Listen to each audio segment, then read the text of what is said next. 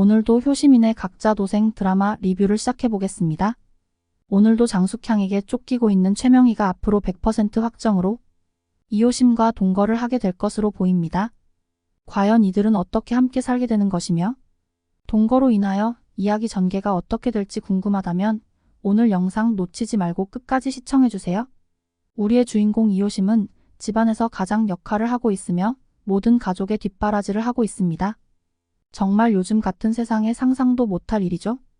아마 평범한 집에서는 효심이가 아무리 좋아도 도망갈 것 같네요. 그래도 태산그룹의 강태민, 강태호가 있으니 걱정 없겠죠? 이야기가 옆으로 새었네요. 24년 전 아버지가 홀연히 집을 나가게 되었으면 이를 계기로 효심이는 잘 다니던 대학교를 자퇴하고 피트니스 센터에서 PT를 하면서 집안을 먹여 살리고 있습니다.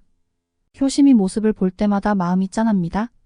이효심에게는 2명의 오빠와 1명의 남동생이 있는데 이들 모두 각자의 사정으로 집안 사정을 모르쇠로 일관하고 있는 상황입니다.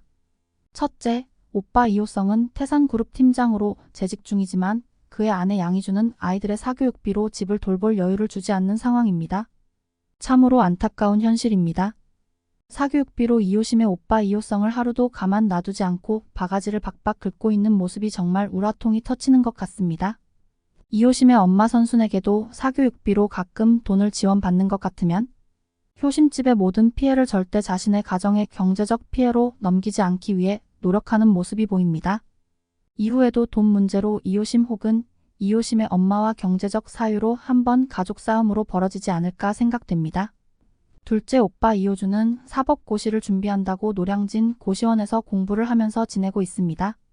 집안이 이렇게 힘들어졌는데 나 몰라 하며 엄마의 선순에게 돈을 지원받으면 생활하고 있습니다. 공부에 대해서 집중한다는 핑계로 매우 예민한 캐릭터로 그려져 있습니다. 고시원비, 학원비 그리고 용돈까지 이효심이 지원하고 있습니다. 하지만 고마워하기는커녕 헬스장에서 일하는 효심이를 무시하고 아직 철이 없어 보입니다. 엄마인 선순이 이렇게 둘째 아들을 지원해줄 수 있는 것 역시 효심이의 피땀 눈물로 보여집니다. 아들만 지원하는 모습을 보니 정말 답답하기만 합니다. 우리 효심이 평범한 집에 시집가기는 힘들어 보입니다. 마지막 셋째 아들은 사업한다고 인당수의 돈을 빌리고 그 돈으로 차를 뽑아 카푸어가 된 이효도입니다. 여전히 엄마 선수는 아들마 찾는 전형적인 아들 바보 엄마로입니다. 아마도 남편이 잃으면서 더 아들에게 집착하는 모습으로 그려지는 것이 아닐까 싶습니다. 반대로 태산그룹에 대해서 알아보겠습니다. 최명희의 남편이자 태산그룹의 회장인 남편이 죽으면서 회사에 큰 기여를 많이 한 둘째 아들 내부부 즉 강태호의 부모님이 모두 추락사로 죽게 됩니다. 추락사를 계획한 건 첫째 아들인 장숙향 부부가 내부부가 강태호의 부모님을 교통사고로 죽인 것이라 확신합니다. 강태호의 아빠는 첫째 강진범보다 더 똑똑하고 회사를 기여하였기에 후계자로 선정하였으면 그 결과 장숙향이 강태호의 부모님을 죽이게 되는 일이 벌어지게 됩니다.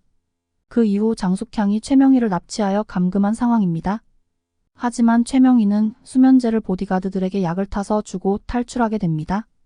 그리고 도시로 나와 다니다가 이효심의 막내 동생 이효도의 차에 치여서 기절하게 됩니다. 아 정말 이효도 넌 정말 끝도 없이 사고치는구나.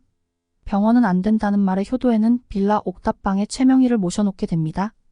정신을 차린 최명희를 병원에 모셔가서 진찰을 받게 되었습니다. 간발의 차이로 염진수 이사가 최명희를 찾지 못하였으며 이효심은 체육관에서 이효도와 스파링을 통해서 두들겨 패게 됩니다. 옥탑방에서 최명희를 밤새 간호해주는 이효심을 보면서 최명희는 생각에 잠기게 됩니다. 자신의 며느리는 자신을 위협하고 빌라에 감금했는데 전혀 모르는 이 아이는 나를 밤새 간호해 주었구나. 고마움과 함께 이런 사람이 진짜 가족이었으면 좋겠다는 생각을 하게 됩니다. 병원을 다녀온 후 기억을 잃지 않았지만 최명희는 조건을 내세울 것입니다. 이름과 나의 과거가 교통사고 이후 기억나지 않게 되었다. 가족을 찾을 때까지 내가 머물 곳을 마련해주지 않으면 뺑소니로 이효도를 고소하겠다고 협박하게 됩니다. 이효심은 할머니를 보살피고 친가족처럼 대해주면서 간호도 함께 해주면서 함께 살아가고 보살피게 될 것으로 보여집니다. 이렇게 최명희는 몸을 숨길 곳을 얻게 되었습니다. 하지만 염진수 전무와 장숙향의 집요한 추격에 효심이 사는 빌라촌 근처까지 수사망을 조여오고 있습니다. 아직까지 최명희를 찾지 못했지만 찾는 것도 시간 문제일 것 같습니다.